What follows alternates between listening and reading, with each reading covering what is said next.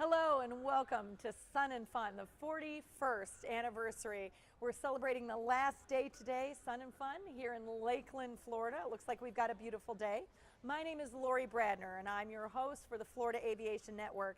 And today I have the pleasure of sitting here with James Morgan. But I understand, Mr. Morgan, that you also, your call sign is Slim. So is it okay if I call you Slim? That'd be preferable. Awesome. Well, Slim, welcome to the Florida Aviation Network. We're broadcasting live from the Aerospace Center of Discovery here, right here on the grounds of Sun and Fun.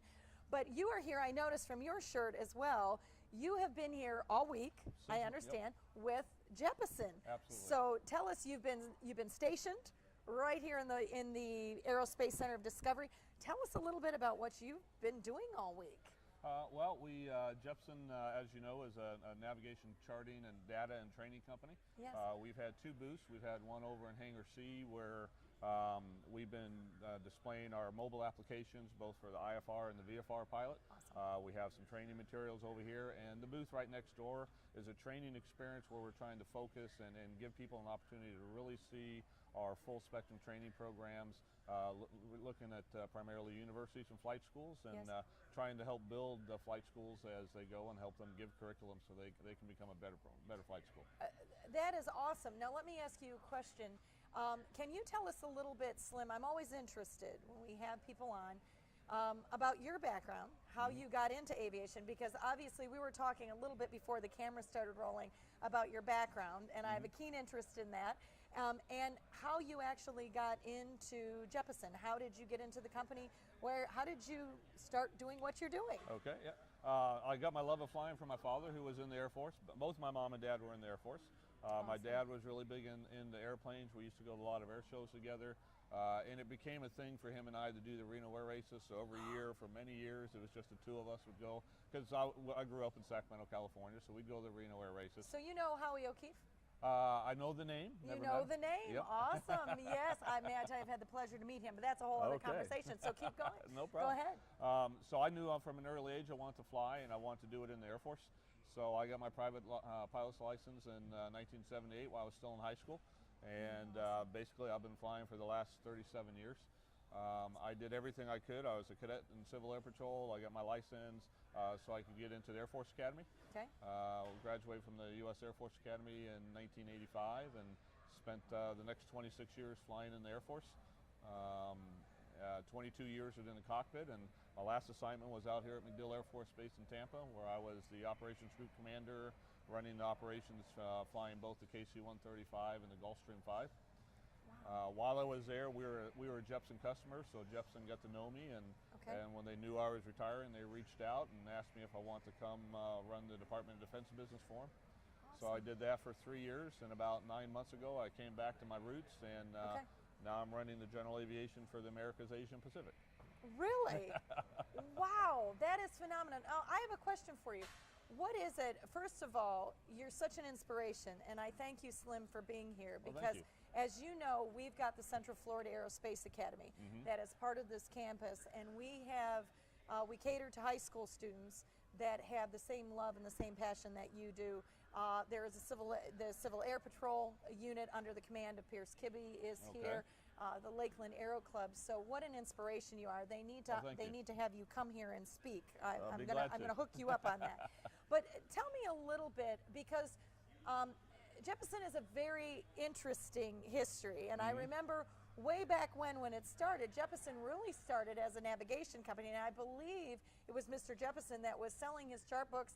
I believe I read somewhere for $10 a piece. Absolutely. Pilots decided that they were worth something, so he was basically selling them out of his home for $10 a piece.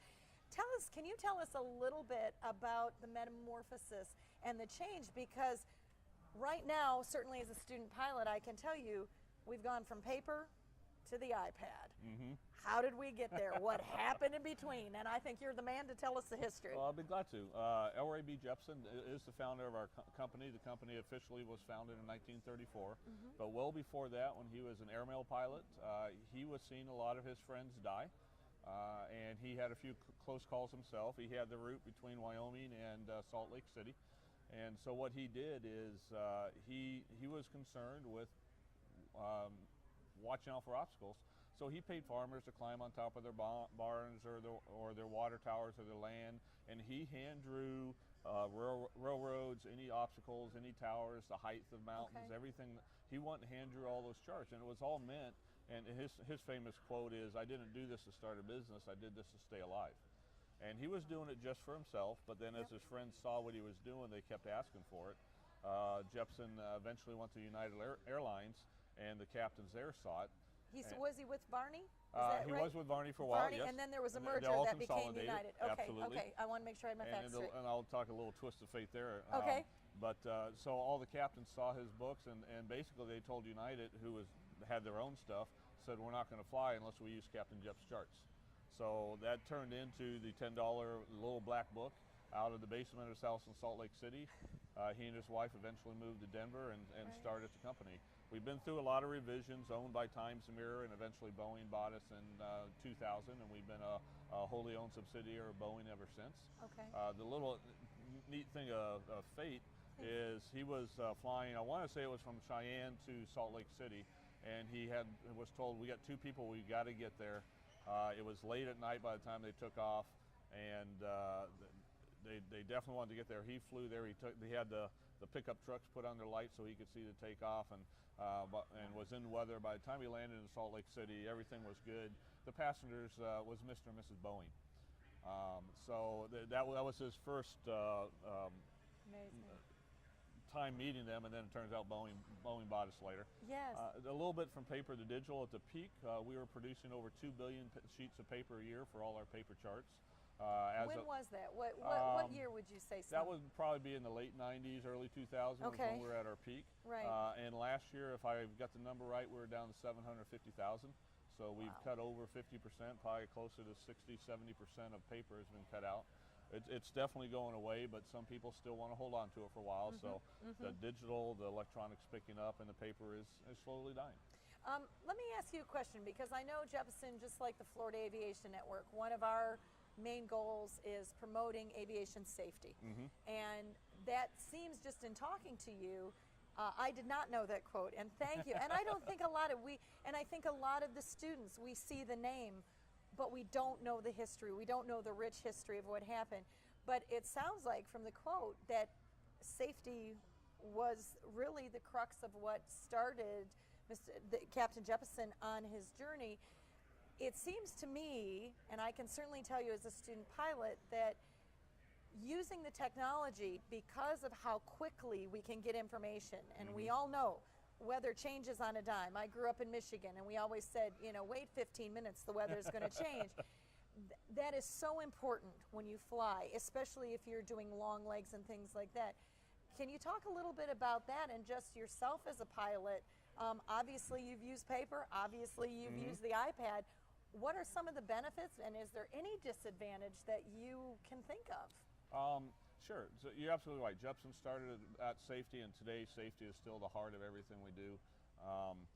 And for me, I see more advantages. I don't know if I could really think of a disadvantage to electronic right now. I'm struggling with that too. So paper, I grew up on government charts, flying paper. About halfway through my career, I first started using Jeppesen when I started flying VIP airlift. Right. And I saw the difference. So for me, electronic has just brought more and more safety. It's increased situational awareness. For example, our mobile flight deck application is the only paperless certified solution to fly paperless in the world. Now, in the general aviation, where there's fewer regulations, you can fly paperless with some other applications. Right. But in the regulated Part 121, Part 135 operations, both in the U.S. and Europe, we are the only ones certified for the airlines or the military to fly paperless. Okay.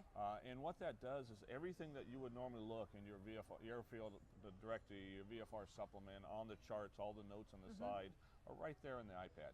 So you don't have to have your head down looking for paper and grabbing stuff and putting the big chart in front of you and blocking your view. Yeah. So it's all right there. It's all compact, easy to get, and a lot quicker to get. So an example I always use, if you're flying along and you have an emergency and you really need to land now. Right. In paper, if you're flying over unfamiliar territory, with paper you got to look and it's going to take a while. With electronic, you look and see all the airfields, and you can touch it with the touch of a button. You can get all the information you need to see if the runway's long enough, if it's open, what the weather's like, and within 5 or 10 seconds you can have an idea. And that's nice. In Jeppesen, we're really focused on no more than 2 to 3 taps from where you are to where you need to be. So you do 2 or 3 taps, and your head's either outside or in the instruments, depending on what you're doing. Right. Now let me ask you a question. You mentioned that you've been here. Tell me a little bit more, because I have not had an opportunity to come over to your booth, and I would really, really like, especially, it sounds phenomenal. Tell me a little bit more about the experience that pilots, young pilots, new pilots, veteran pilots can have when they come into the Jeppesen booth, and you're located right here at the Aerospace Discovery Center, which is right across from CFAA. Tell me a little bit about what they're going to experience, what they're going to do. Are you in the booth? Can they talk to you directly, Slim? Who is there, and what are they going to be doing when they come into that booth? Okay. For me personally, I float between the 2 booths and meet with customers, but if anyone wants to talk to me, all they got to do is talk to anyone on my team and they can get a hold of me. Awesome. The people we have in the booth full time are our training experts. One's a previous CFI, who's now lost his medical, but he's very... they still know how to fly. Absolutely. And the other one is a CFII and an examiner, so we understand what's going on. And we have the broad spectrum from your very first flight all the way to your ATP license, whether you're doing FAA or whether you're doing EASA in Europe. And so we have integrated online training, we have the texture paper, we have training on the iPad, we have training to go and learn the G1000. You can sit with your iPad and in 20 minutes you can go, first time you ever see a G1000 in the cockpit, you know how to use it.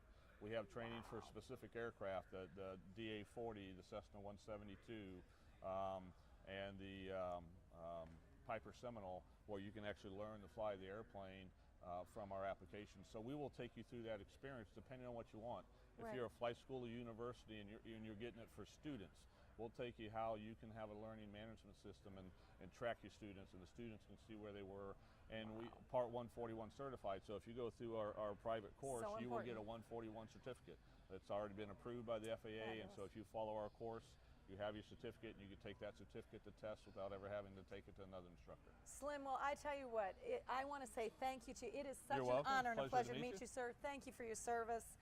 My dad was in the Air Force, so that's near and dear to my heart. But I just want to say thank you for being part of the Florida Aviation Network, for coming over and talking to us. And I certainly would encourage all of you that are here today, the last day of the show, unfortunately. Now, one last question. Are you going to be here next year? We will be here next All year. right. I had to count you in. We're penciling you in. That's right. So please come to the Aerospace Center of Discovery. Please stop by and see us here. They're right next to us, the Florida Aviation Networks. You can't miss the camera. Come see Slim and his team, and is it all right if I come fly? Absolutely. Awesome. Again, my name is Lori Bradner with the Florida Aviation Network. We hope you're having an enjoyable day here at Sun and Fun as we celebrate 41 years. And again, Slim, thank you for your time today. My pleasure. Thanks for the invite. Welcome.